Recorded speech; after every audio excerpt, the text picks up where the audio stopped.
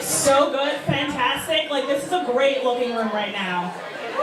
In fact, everyone looks so good that, like, once I walked in, I was like, oh shit, I need to make my face. I am not on my A game, because, like she said, I live in Connecticut. There's a lot of white people, and they don't know when your hair's fucked up or anything, so I've been just, like, walking around, kind of looking a little raggedy, and then I come here, and I'm like, wow, everyone knows exactly when the last time I got my eyebrows done was. Holy shit, I am not used to being under this much scrutiny. But no, it's good. I feel the love. I feel the love tonight. This is great. Yeah, I live in Connecticut. I think a lot of people think of Connecticut as a place where, like, there's just white boys with Ivy League degrees and some dropped rape charges, but it's actually pretty diverse. Whenever I walk outside of my apartment, there's so many different flavors of blunt wraps on the sidewalk. There's so much going on, yeah. But yeah, the Connecticut comedy scene is pretty white, so I'm just really happy to be here. I'm not used to seeing so many great people in this one space. I'm also a leftist, which I feel like I can't say where I am in Connecticut. I'm a leftist. Not related, but I also use a lot of my roommate's stuff. Yeah, but I think a lot of people, so being a leftist, as you all fucking know, I have to explain this in some bars where I am, but you know, I'm not for income inequality. I think it's not a great thing to have. So to stick it to the cause, I decided to become a comedian, so I would never have any wealth to hoard. Alright? But I was watching this documentary, and they were talking about how in the future, a lot of people's jobs could actually just be done by robots. But one of the jobs that can't be done by robots is jokes. So when everyone in here is being ruled by their robot overlords, and now on a job, you could come to me, alright? You could come to me. Yeah, so a lot of people tell me I sound like I grew up in the suburbs. That's because I fucking did grow up in the suburbs. So congrats if you figured that the fuck out. But there's a little bit of a story. So actually my parents are from Spanish Harlem. Is anyone from there here? Oh, nice, I love it. All right. So my parents are from Spanish Harlem, and they moved to the suburbs of New York to have me. In Spanish Harlem, I love visiting my family there. It's such a great place. There's so much to do. The town I grew up in only had 3 things, right? It had a lake, a Chili's, and an opiate epidemic. And the worst part is my parents moved me there to get me away from drugs, and I'm like, the drugs are just more expensive here. It costs $20 for a dime bag. I'm like, Mom, really? You know I can get that shit cheaper, like, if I just take Metro North, you know.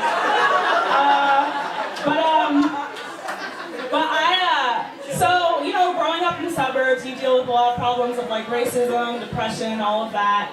But it's all okay because right now I have the best phone voice. I sound whiter than 50 bands at a Taylor Swift concert.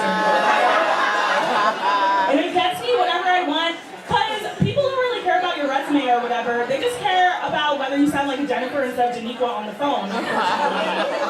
I told that joke once, and there was a crowd of people who were just like, oh, and I'm like, y'all are the ones who know because you do it. That's why you're not laughing. That's why you're not laughing. But yeah, I'm black.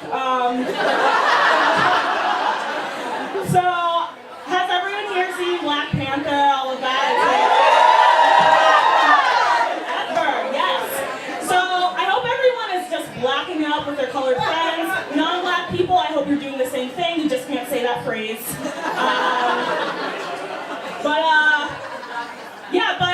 I mean, being black, I just love being black and doing everything. Like, being black is great, other than, like, the 3 streets of incarceration, redlining, and Omarosa.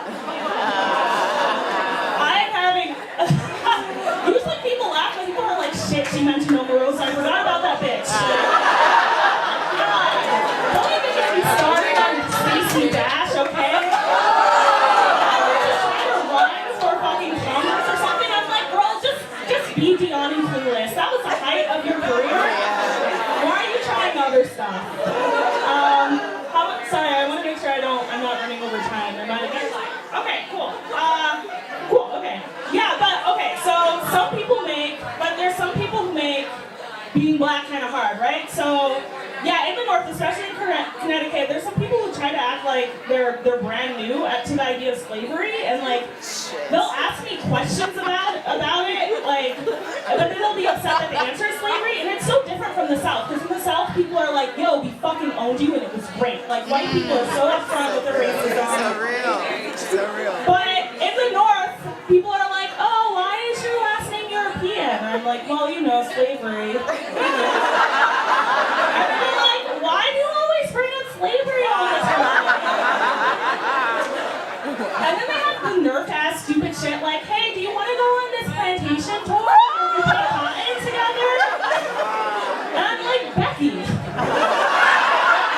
what the fuck? Did you like pass 8th grade? I don't understand.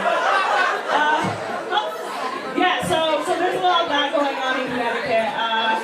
Yeah, but so I figured I could tell these jokes here because this is a great place. So I'm a carpet muncher. I'm sure like that's how. Usually people just kind of laugh. That's the first time I've gotten applause. Thank you. I think another name that people say for it is follower of the alternative carpentry lifestyle. That's what some people prefer. It's very classy, right? Yeah. And I think a lot of people think of lesbian relationships as all exotic and shit, right? Have people gotten those like kind of weird questions like, oh, what do you do in bed? Oh, fuck yeah, right? But yeah, but lesbian relationship is just two girls telling each other that they're pretty until one dies. That's all it is. It's not that exciting.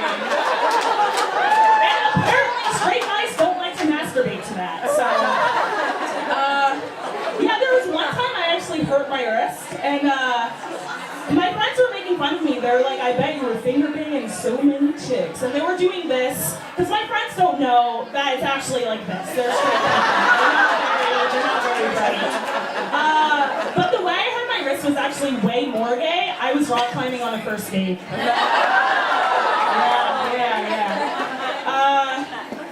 Yeah, and it's funny because there's like a few times where I'm like on a date with another woman and guys don't know how to interact with me. For example, there was once I was in a bar, similar to this one, and there was like a little bit of an upstairs area, just a pool table. So me and my date go up there, we want a little privacy. About 5 minutes later, a dude just comes running up the stairs and he's like, hey, you girls want to learn how to play pool? But my date was sitting on the pool table and I was sitting on top of her and I was like, thank you for your concern, but that's not what we're trying to do here. Yeah. Am I, how much time? Okay, listen, comedians love attention. I will literally take up the rest. I want to be polite to everyone else. I don't want to just stay up here. So yeah, I was actually recently diagnosed with ADD, at the ripe old age of 25. I think a lot of people don't think of ADD as like a real disease, especially my parents' generation. My mom always said like, there's no such thing as ADD, it's just bad kids. Meanwhile, there are kids like joining Nazi groups, like their after-school clubs. But I'm the bad kid because I shake my leg when I do math problems. I don't understand how that works.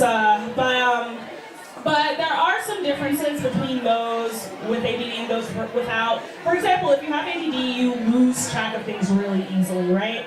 So one way this affected my life was I lost my vibrator for 2 weeks. Yeah, it was rough. And I was looking around my bedroom for it, because a vibrator isn't like a wallet where it goes with you everywhere, right? Like, it's either in your pussy or not. Or in you or not. And in whatever orifice, your ear, I don't know where you want to put it. But then 2 weeks later, I found it in the freezer next to a bag of kale. And my roommate didn't even say anything to me. That was the best part. She was like, I thought you were trying something new. And I was like, no, I was trying to masturbate. Yeah, but right now I'm taking medication, so I'm on Adderall, but, oh, thank you, I appreciate that. But I only take half of what I'm prescribed because I figure, like, okay, my parents survived this crack epidemic in the 80s, right? I don't need to get addicted to white people crack now. And now people ask me, like, wow, like, when you must be so brave to do comedy. How do you do it? It must be so scary to be on stage and do that. And I'm like, Well, I am literally prescribed speed. And that gives me a sense of confidence I have neither earned nor deserved.